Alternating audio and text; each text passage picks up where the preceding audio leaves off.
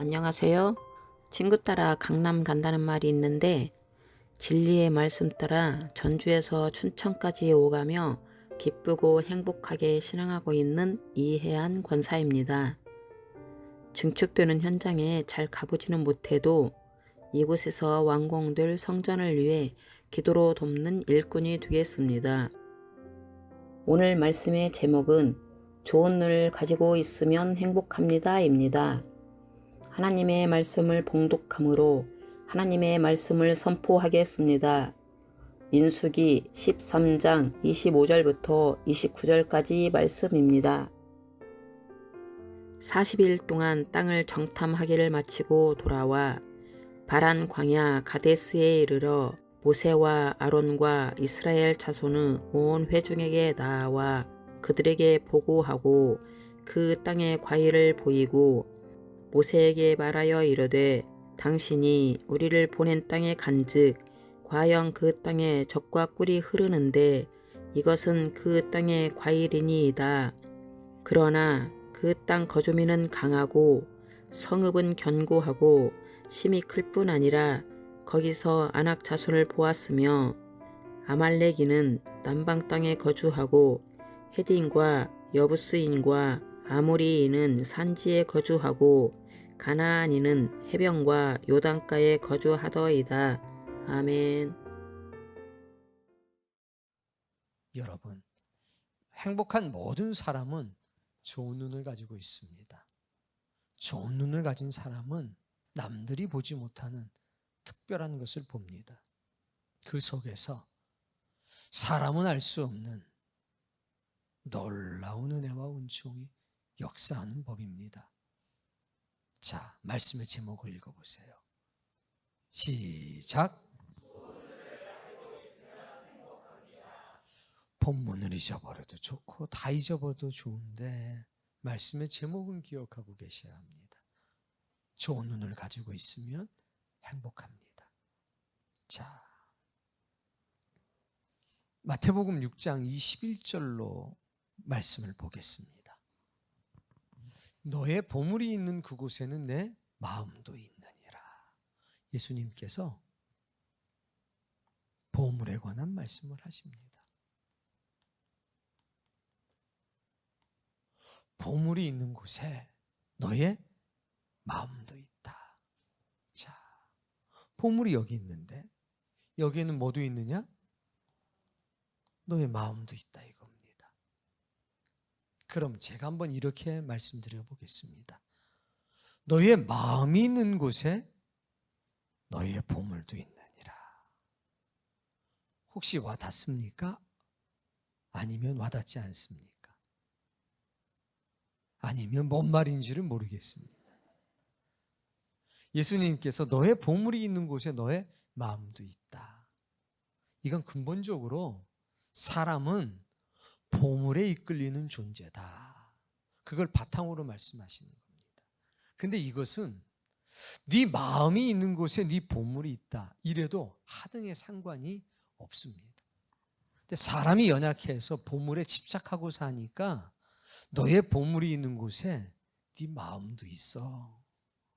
이렇게 말씀을 하신 건데 보세요. 이 말은 보물이 있다면 그곳에 네 마음도 당연히 있겠지? 그럼 그 보물은 너의 마음 속에 담겨 있는 것 아니야? 이런 얘기입니다. 즉, 보물과 마음은 따로 떼어놓을래야 떼어놓을 수가 없다는 겁니다. 네 마음 속에는 보물이 담겨 있고 보물이 있는 곳에는 네 마음이 있어. 이런 얘기인데 요거를 바울이 또 멋지게 해석을 해서 기록해 놨습니다. 우리 질그릇 속에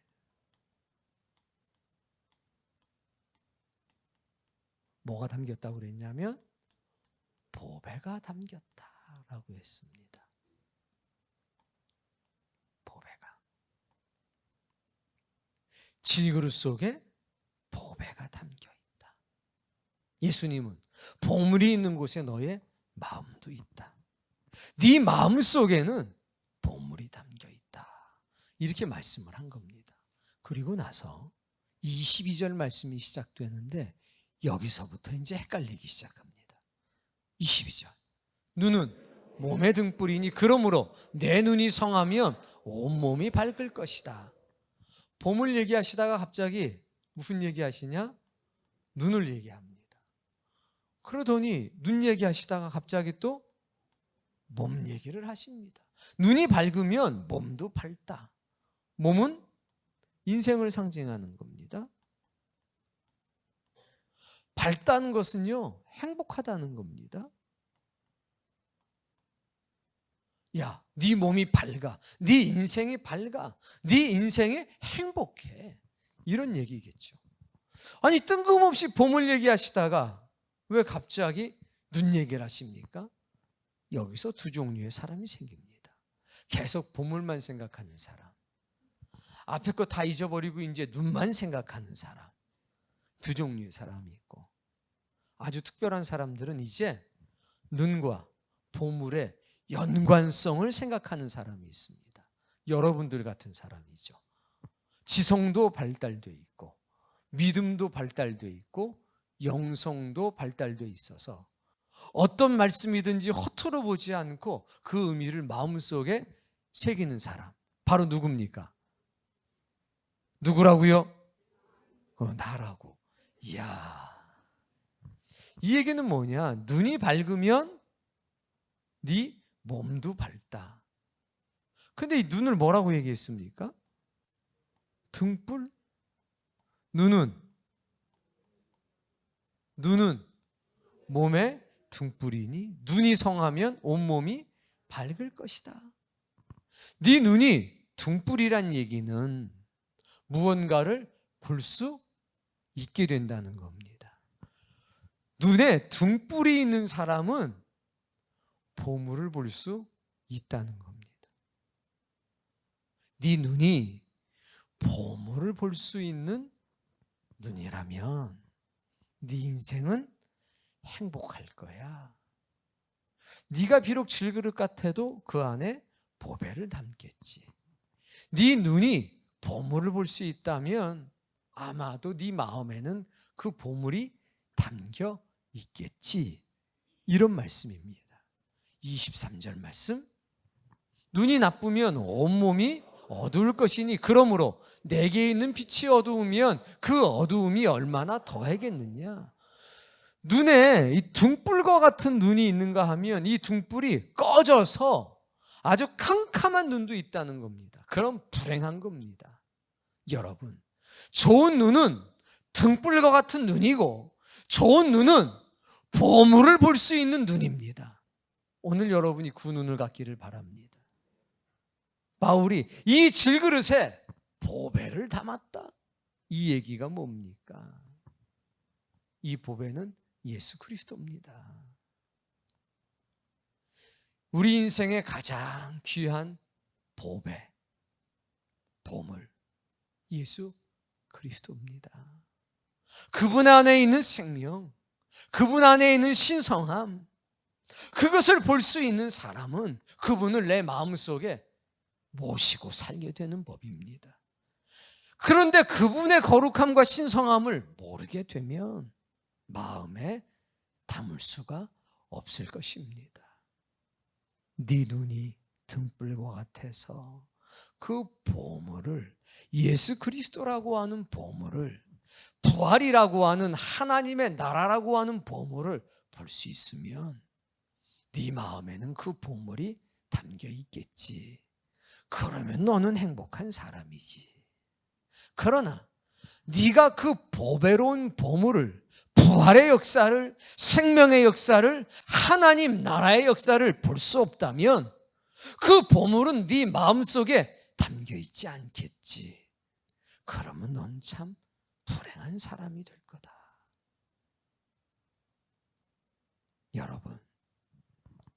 여러분은 등불과 같은 눈을 가지고 있습니까? 보배로운 산돌 되신 예수 그리스도, 그리고 그분께 속해져 있는 신령한 역사, 그것을 볼 수 있는 등불과 같은 눈을 가지고 있습니까? 베드로는 반쯤 눈을 떴을 때 십자가가 두려웠습니다.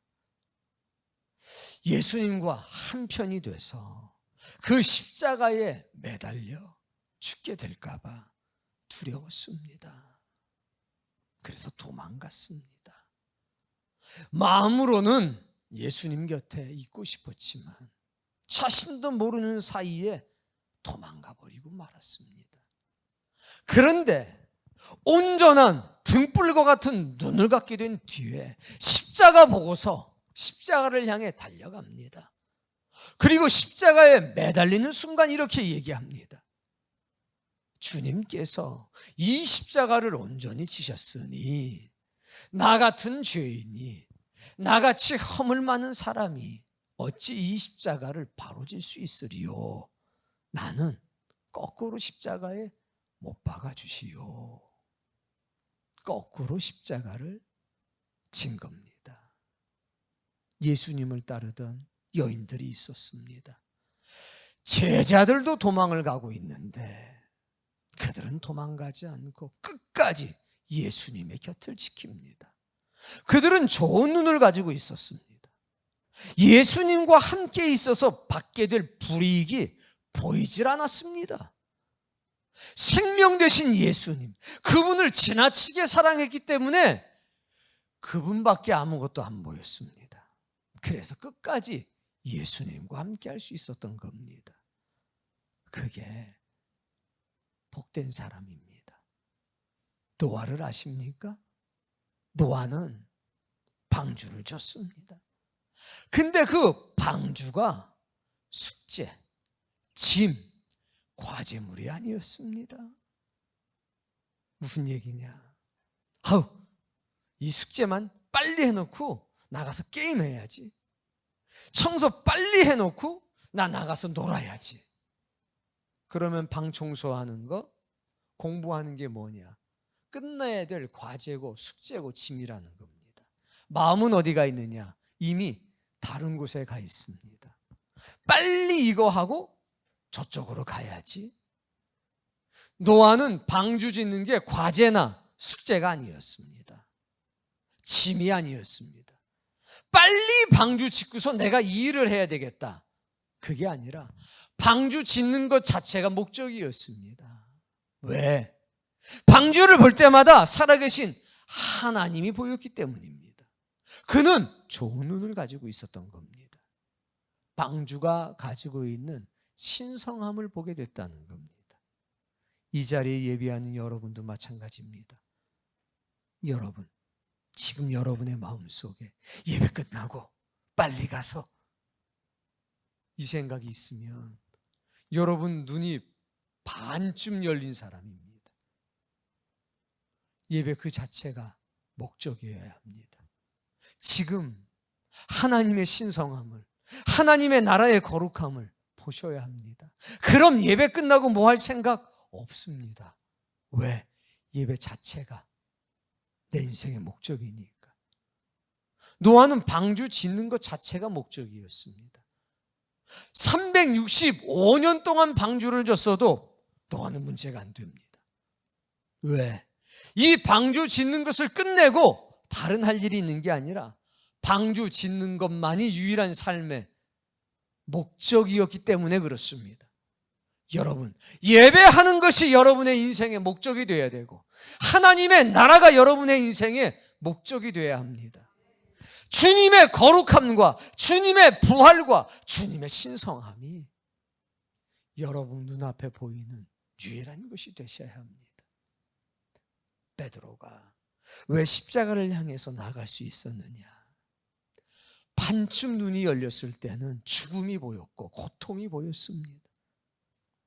그런데 온전한 눈이 열리고 나니까 십자가를 보는데 죽음이 보이는 것이 아니고 고통이 보이는 것이 아니고 부활과 생명이 보였고 하나님의 나라가 보였습니다.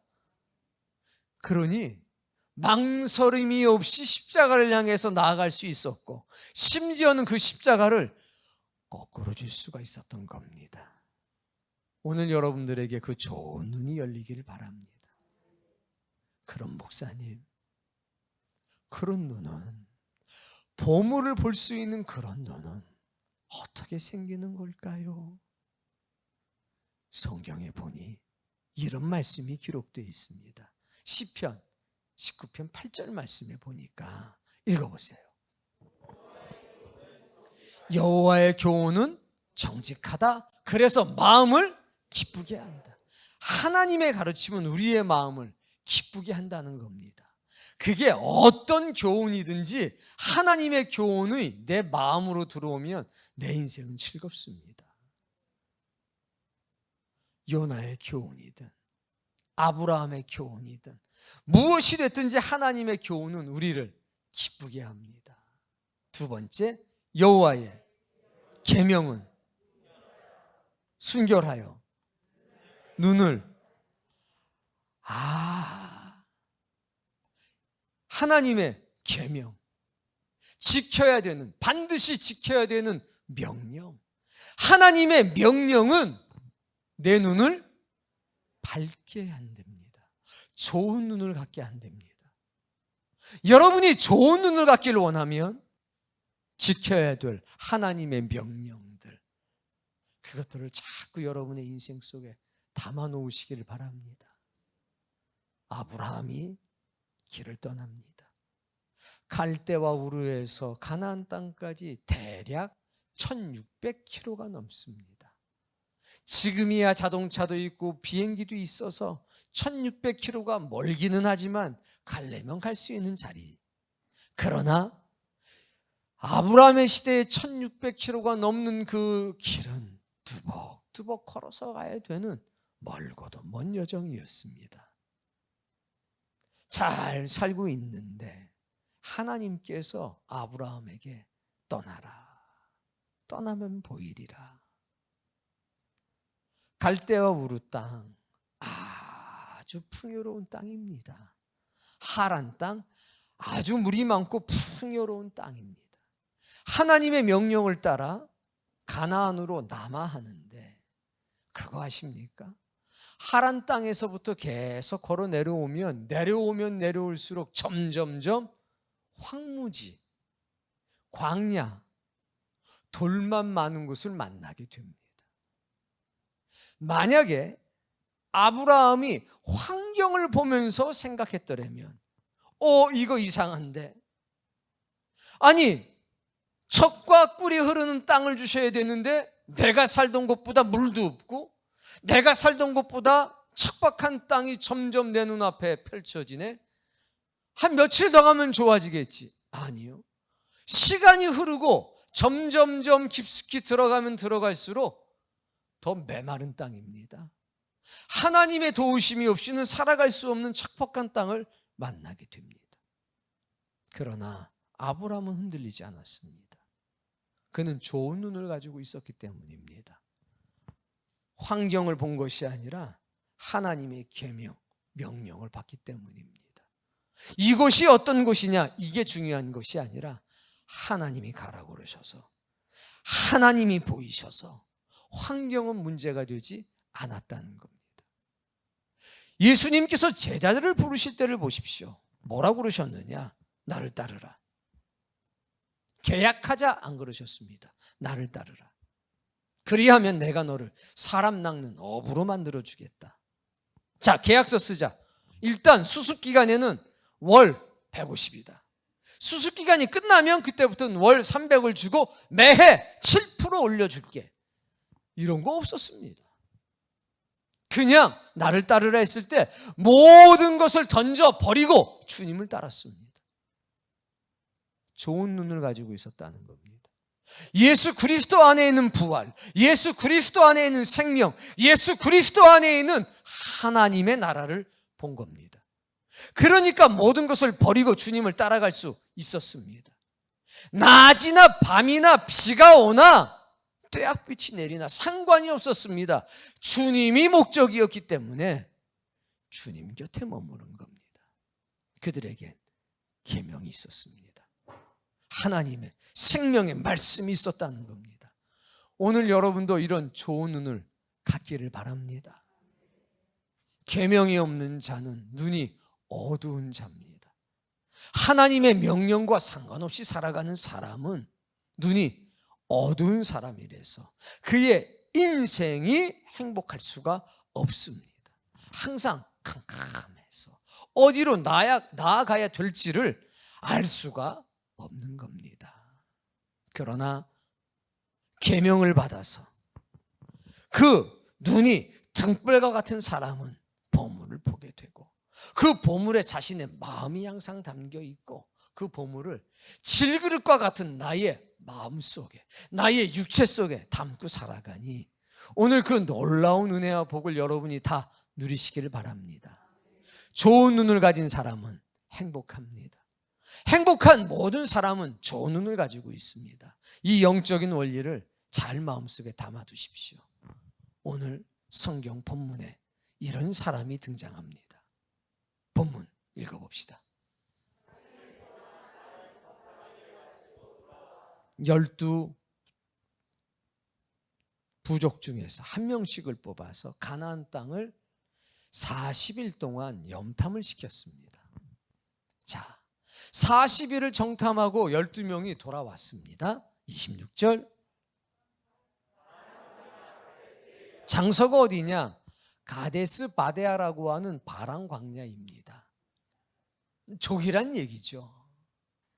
거기가 어떻게 생겼냐? 저렇게 생겼습니다. 바람 광야라고 하는 광야에 있습니다. 다 한 광야인데 시나이 반도에 이쪽은 저쪽은 이름이 다 달라요. 저것이 오늘 성경의 본문의 배경이 되는 곳 바로 그곳입니다. 자, 이제 성경 말씀 계속 읽어보겠습니다. 모세, 아론, 이스라엘 자손 온 회중에게 나와 보고를 합니다. 40일간은 정탐했으니까 이제 와서 보고회를 하는 겁니다. 그 땅의 과일을 보이고, 여기 주일학교 기억하시죠? 주일학교 다녔던 사람분들 한번 손 한번 들어보세요. 거의 예외 없이 이런 그림을 그려줬어요. 편의상제가 확대해서. 뭐예요? 포도알이 이렇게 컸죠? 그래가지고 이쪽에는 여호수아, 이쪽에는 갈렙이 둘이서 어깨에 메고 왔어요.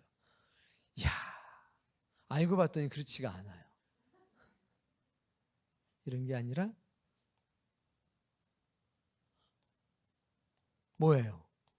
덩쿨포도예요. 그래서 이걸 잘라 갖고 온 거예요. 그래서 두 사람이 들고 온 거죠. 이렇게 큰 게 아니에요. 덩쿨포도를 해가지고 모르겠다. 이거 어떻게 되는 건지. 덩쿨포도를 해가지고 그걸 끊어가지고 오니까 포도 알갱이가 컸던 게 아니라 앞에서 하나 들고 뒤에서 덩쿨채 갖고 왔기 때문에 그 두 개 갖고 온 겁니다. 여호수아하고 갈렙이. 그 과일을 보이니까 사람들이 깜짝 놀랐죠. 27절. 당신이 우리를 보낸 땅에 간즉 과연 그 땅이 젖과 꿀이 흐르는데 이것은 그 땅의 과일입니다. 이게 왜 놀라웠냐면 이 사람들이 광야에서 1년을 지냈지 않습니까? 광야에서 1년을 지내다 보니까 이런 포도를 줄기채 갖고 와서 보니까 어때요? 우와, 이야, 이렇게 된 겁니다. 어디 있다가 왔느냐가 중요해요. 3평짜리 원룸에 살다가 15평짜리 아파트에 가면 우와 이렇게 돼요. 근데 45평짜리 살다가 15평짜리 집으로 가면요, 드디어 내 인생이 광야가 됐다, 이런 겁니다. 광야에 있다가 가나안 땅에 들어가니까 젖과 꿀이 흐르는 땅으로 보인 거고, 아브라함처럼 물이 풍부한 땅에 있다가 내려오니까 점점점 척박한 곳으로 내려가는 것처럼 보이는 거고, 똑같은 땅인데. 그래서 젖과 꿀이 흐르는 땅의 영적인 메시지는 따라해 봅시다. 하나님의 도움 없이는 살아갈 수 없는 땅. 그게 젖과 꿀이 흐르는 땅입니다. 풍요로운 땅이 아니라는 사실을 기억하셔야 됩니다. 좌우지단간에. 보고서 뭐라고 그랬냐? 이것은 그 땅의 과일이고 당신이 말한 대로, 하나님이 말씀하신 대로 그대로의 땅입니다. 이렇게 이야기를 한 겁니다. 28절. 근데 문제는 항상 이겁니다. But, 그러나 우리 인생에 그러나가 없어야 됩니다. 앞으로 딱 끝나야 됩니다. 하나님이 말씀하신 그대로입니다 해야 되는데 그러나가 붙었습니다. 뭐라고 그러냐? 그 땅 주민은 강하고 성읍은 견고하고 힘이 크다. 거기서 누구를 봤냐면 아낙 자손, 거인 족속을 봤다는 겁니다. 골리앗을 본 겁니다. 한 명이 아니라 그런 사람이 많았다는 거죠. 깜짝 놀랄 만한 일. 이건 객관적인 보고입니다. 29절, 아말렉은 남방 땅에 거주하고. 아말렉이 누굽니까? 이스라엘의 철천지 원수 아닙니까? 전투력 지상 최고의 족속들입니다. 싸움에 특화된 족속들. 르비딤 사건을 기억하시죠? 근데 그 아말렉의 본거지가 어디냐면 남방, 지금 가데스 바네아 바로 위에라는 겁니다.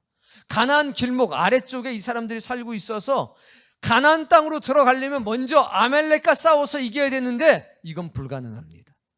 아말렉과 싸워서 이겼다고 쳐도 그 다음에는 아낙 자손 거인들을 상대해야 되는데 이건 어렵습니다. 뿐만 아닙니다. 헷, 여부스인이 있고 아모리인은 산지에 거주하고 가나안인은 해변과 요단가에 거주합니다. 다 둘러본 거예요. 바다 쪽에는 누가 살고 산 속에는 누가 살고 요단강 쪽엔 누가 살고 싹 조사해 왔습니다. 무슨 얘기입니까? 어렵다는 얘기죠. 힘들다는 얘기입니다. 할 수가 없다는 얘기입니다. 좋은 눈을 가지고 있습니까? 아닙니다. 말씀하신 대로 젖과 꿀이 흐르는 땅이지만 여기에 사는 사람들은 우리보다 강하니 어쩔 수가 없다는 겁니다. 30절. 자, 이렇게 시끄러운 얘기를 하니까 갈렙이 조용히 나섭니다. 우리가 올라가자. 그 땅을 취하자. 능히 이길 것이다. 여기 거인이 살든 아말렉 족속이 살든 헷 족속이 살든 여부스 족속이 살든 가나안 사람들이 살든 그건 문제가 아니다라고 얘기합니다. 하나님만이 문제지. 이렇게 얘기합니다. 근데 나머지는 입장이 다릅니다. 입장이 다른 사람 먼저 좀 보도록 할게요. 31절.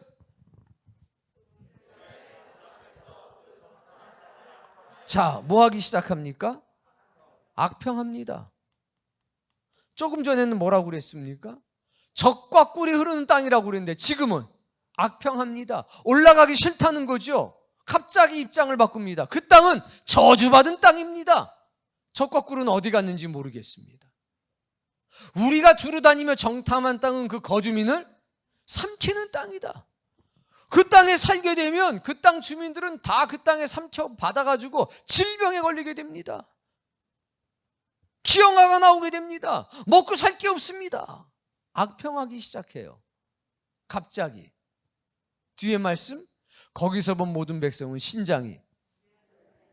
근데 뒤에는 또 뭐랍니까? 그 땅의 음식을 먹으면 키가 커요. 여러분, 이렇게 하나님께 마음을 돌린 사람들은요, 앞뒤가 안 맞는 말을 막 합니다. 그 땅에 살면요 죽어요. 병들어요. 그 땅에 사는 사람들은 엄청나게 커요. 힘이 세요. 앞뒤가 안 맞죠? 그런데 거기에 미혹이 됩니다. 70만 명이 이 말에 다 넘어갔습니다. 여러분, 좋은 눈을 가져야 합니다. 보물을 볼 수 있는 눈이 있어야 합니다. 그럼 이런 말에 흔들리질 않습니다. 근데 다 흔들렸어요. 33절. 아낙 자손 거인들을 보았나니 우리는 스스로 보기에도 그들 보기에도 그와 같을 것이다. 그 유명한 메뚜기론이 등장하는 겁니다. 우린 메뚜기예요. 올라갈 수 없어요. 14장에 보면 뭐라고 그러냐? 군대 장관을 세우자. 그리고 애굽으로 돌아가자. 그러면 받아줄 거다. 돌을 들어서 모세를 쳐 죽이려고 합니다. 우리를 속였다. 이런 거인이 산다고 하나님이 말씀하지 않았지 않냐? 하나님이 우리 속였다. 네가 우리를 속였다. 말씀하신 그 땅 그대로인데 그럼 됐잖아요. 거기 누가 사느냐가 왜 중요합니까? 여러분, 좋은 눈을 가진 사람은 오직 하나만 봅니다. 하나님의 말씀 그대로인지 아닌지. 그런데 이 등불이 꺼져 있는 사람 혹은 미약한 사람은요, 하나님의 말씀만 보이는 게 아니라 하나님 말씀 조그맣게 보이고 나머지, 그러나 아낙 자손이 살고 아말렉 족속이 살고 헷 족속이 살고 여부스 족속이 살고 가나안 족속이 살고, 이건 이래서 안 되고 저건 저래서 안 되고. 하나님의 사람은 다릅니다. 볼까요? 자, 14장 6절부터 크게 읽어보세요.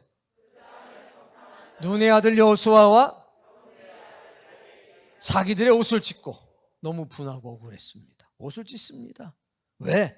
애굽으로 돌아가자고 하니까, 하나님이 속이셨다고 하니까, 모세가 속였다고 하니까. 그거 아니라 이겁니다. 왜 이 보물을 못 보냐는 겁니다. 보물을.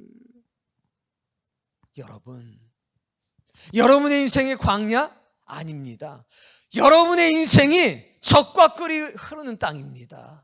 하나님이 함께 하시는 땅이기 때문에 그거 아셔야 돼요. 나는 뭐 돈이 조금 없는데. 아니, 그거 보지 말고 보물을 보시라니까요. 보물을 보면 달라요. 옷을 찢습니다. 7절 말씀 크게 읽어보세요.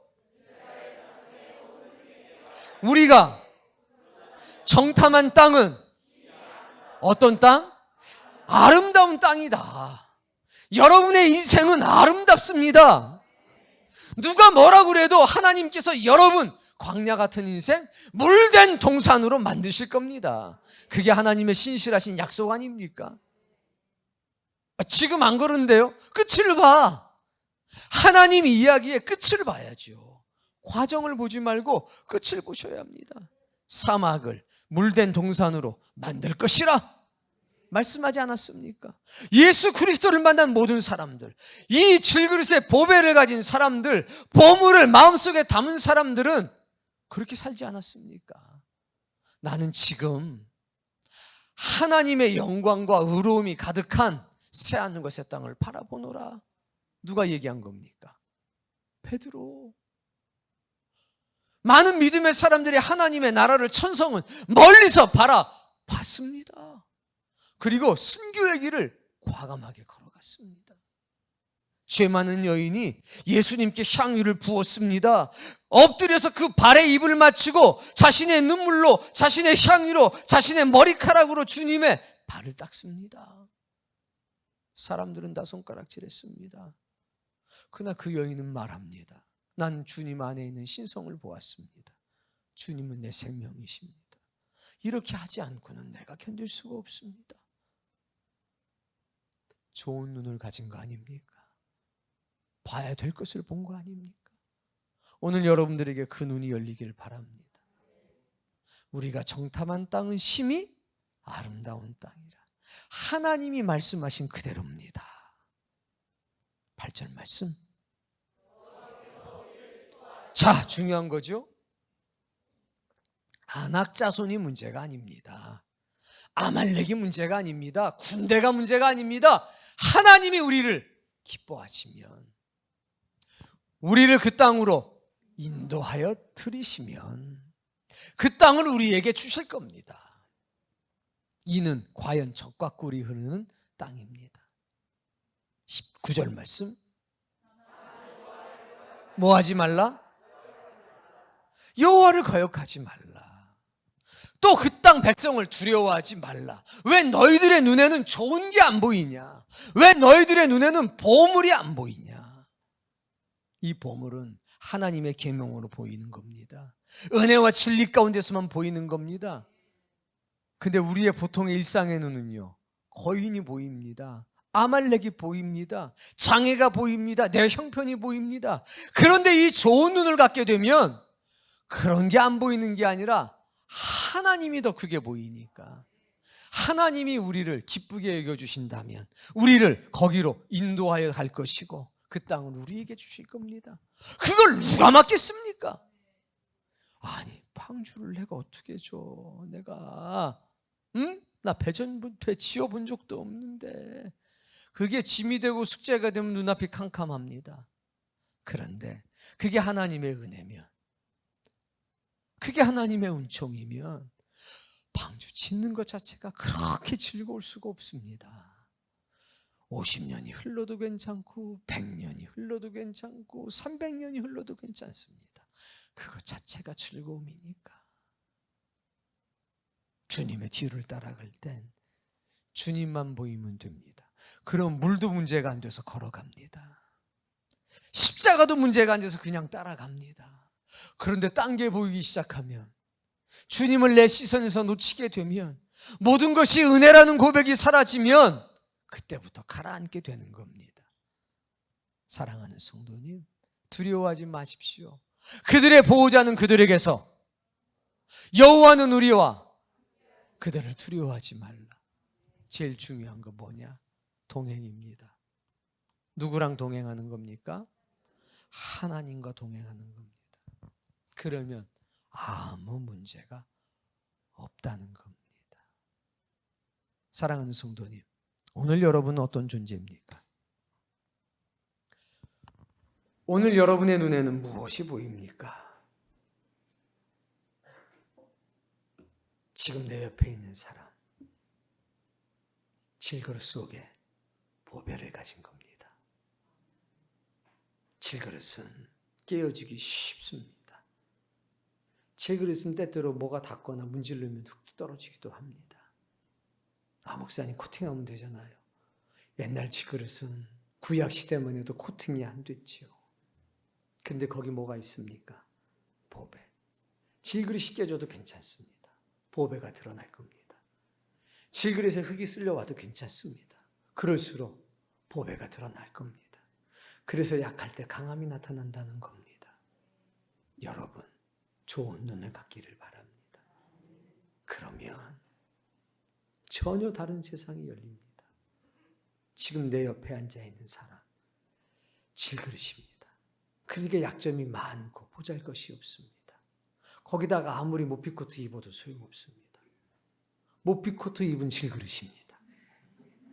여기다가 다이아몬드 끼고 제가 아는 게 다이아몬드밖에 없어서, 여기 또 다이아몬드 목걸이 하고 다이아몬드 귀걸이 하고, 다이아몬드가 그래도 좀 비싸죠?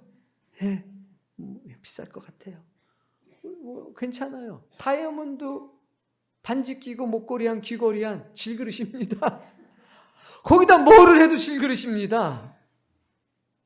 그런데 그게 중요한 게 아니라 그 안에 담긴 게 중요하다는 거죠.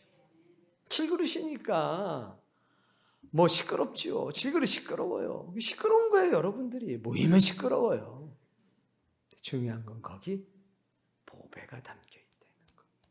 보배가 담긴 사람은 보물이 있는 곳에 마음이 있고, 그 마음에 보물이 담긴 사람들. 그 눈이 등불과 같아서 그 마음과 입술에 하나님의 계명이 있어서 밝히 그 보물을 볼 수 있는 눈을 가진 사람이라서, 그래서 귀한 겁니다. 한번 옆에 사람 보세요.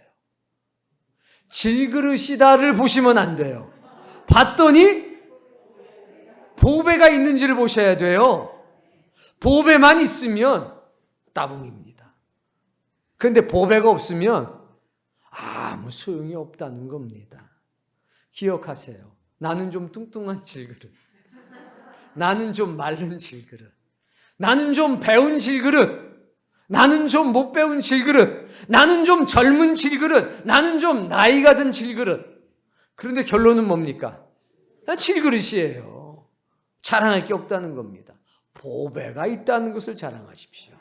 자, 근데 옆에 있는 분들을 보니까 어떻게 그 질그릇에 좀 보배가 담겨 있나요? 마음의 보물을 가지고 있나요? 그 눈을 봤더니 횃불이, 등불이 이글이글 타고 있는 눈인가요? 그러면 그 사람과 가깝게 지내세요. 손 꼭 붙들고, 집사님 나 힘들 때 좀 기도 좀 해줘, 부탁을 하십시오. 그런데 딱 봤더니 항상 바트가 있어. 바트. 은혜 많이 받았어. 그런데 혹은 그러나, 교회 어쩌고 다 좋아, 그러나 이런 게 나오면 빨리 떠나셔야 합니다. 들어보면 말이 다 맞아요. 막 거인이 살고 말이야, 그 말이야, 싸움 잘하는 사람들이 있고 말이야, 막 다 맞는 말입니다. 맞는 말인데 그 말 따르면 끝이 안 좋습니다.